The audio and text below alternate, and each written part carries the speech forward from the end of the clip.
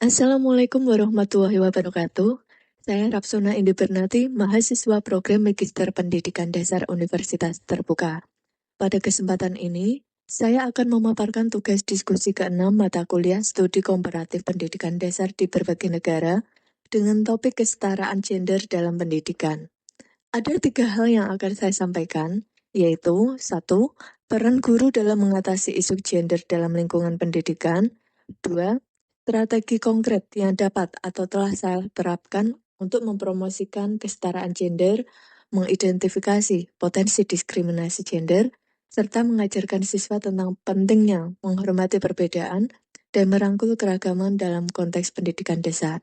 Yang ketiga, tantangan utama dalam mengimplementasikan pendekatan tersebut dan rencana saya untuk mengatasinya. Kesetaraan gender dalam pendidikan merupakan kondisi di mana siswa laki-laki dan perempuan memperoleh hak, akses, kesempatan, perlakuan, dan dukungan yang sama dalam proses belajar. Hal ini mencakup kurikulum, integrasi guru dengan siswa, materi pembelajaran yang sensitif ke gender, lingkungan belajar, hingga capaian hasil belajar. Dengan terciptanya kesetaraan, siswa dapat berkembang sesuai potensi masing-masing tanpa dibatasi oleh stereotip atau peran gender tertentu. Peran guru dalam mengatasi isu gender di lingkungan pendidikan. Guru berperan untuk menciptakan suasana belajar yang aman, inklusif, dan menghargai setiap siswa tanpa membedakan jenis kelamin. Saya berusaha memastikan bahwa setiap siswa memiliki kesempatan yang sama untuk berpartisipasi, berpendapat, dan menunjukkan kemampuan dalam pembelajaran. Guru juga berperan menanamkan nilai keadilan, saling menghargai, dan empati sejak dini, agar siswa tumbuh dengan pemahaman bahwa laki-laki dan perempuan memiliki kedudukan yang setara. Strategi konkret yang saya terapkan, beberapa langkah nyata yang saya lakukan, antara lain, 1. Memberikan kesempatan yang seimbang dalam kegiatan pembelajaran. Misalnya, siswa memiliki kesempatan untuk berbicara di depan kelas dengan percaya diri dan dukungan teman. Setiap siswa diizinkan memimpin kelompok dan berbagi pandangan mereka, mendorong partisipasi aktif. Semua siswa diberi kesempatan untuk menyampaikan pendapat tanpa ada dominasi gender dalam diskusi. Yang kedua, menggunakan bahasa dan contoh yang tidak bias gender. Misalnya, menggunakan bahasa yang inklusif yang mendorong peserta didik merasa diterima dan dihargai. Lalu menyiapkan contoh tokoh sukses yang membantu siswa memahami potensi tanpa batasan gender. Lingkungan belajar yang setara yang memungkinkan siswa berkembang sesuai potensi mereka tanpa diskriminasi.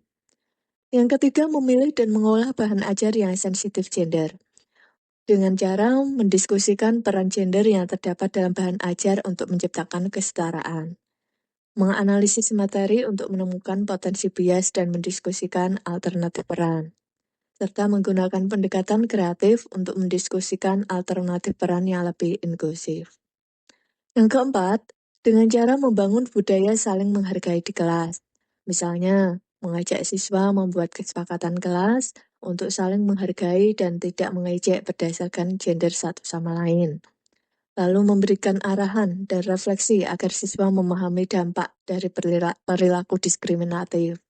Juga mengamati interaksi siswa untuk memastikan lingkungan belajar yang aman dan adil bagi semua. Lalu, apa saja tantangan dan cara mengatasinya? Beberapa tantangan yang saya hadapi dalam menerapkan pendekatan ini, antara lain, 1. Adanya pola pikir dan kebiasaan yang sudah mengakar di masyarakat. Stereotip gender yang terbawa dari lingkungan keluarga atau budaya sering mempengaruhi sikap siswa. Untuk mengatasinya, saya melakukan pendekatan secara bertahap melalui pembiasaan dan penanaman nilai dalam pembelajaran. Yang kedua, kurangnya pemahaman sebagian orang tua maupun pendidik mengenai kesetaraan gender. Tidak semua pihak memandang isu ini penting. Oleh karena itu, saya berusaha memberikan penjelasan secara sederhana dan mengaitkannya dengan perkembangan karakter anak ketika berkomunikasi dengan orang tua maupun rekan guru. Yang ketiga, bahan ajar yang masih bias gender. Untuk mengatasi hal ini, saya mengolah kembali materi menambah referensi, atau mengembangkan pertanyaan pemantik agar siswa dapat melihat isu dari sudut pandang yang lebih adil. Sebagai penutup, dapat saya simpulkan, sebagai pendidik, saya meyakini bahwa pendidikan kesetaraan gender perlu ditanamkan sejak dini. Peran guru sangat penting dalam membentuk cara pandang siswa agar mampu menghargai perbedaan, bersikap adil, serta tidak membatasi diri maupun orang lain karena gender. Dengan langkah konkret yang dilakukan secara konsisten, diharapkan tercipta lingkungan sekolah yang inklusif, aman, dan mendukung perkembangan seluruh siswa secara optimal. Demikian pemaparan dari saya. Saya akhiri, terima kasih. Wassalamualaikum warahmatullahi wabarakatuh.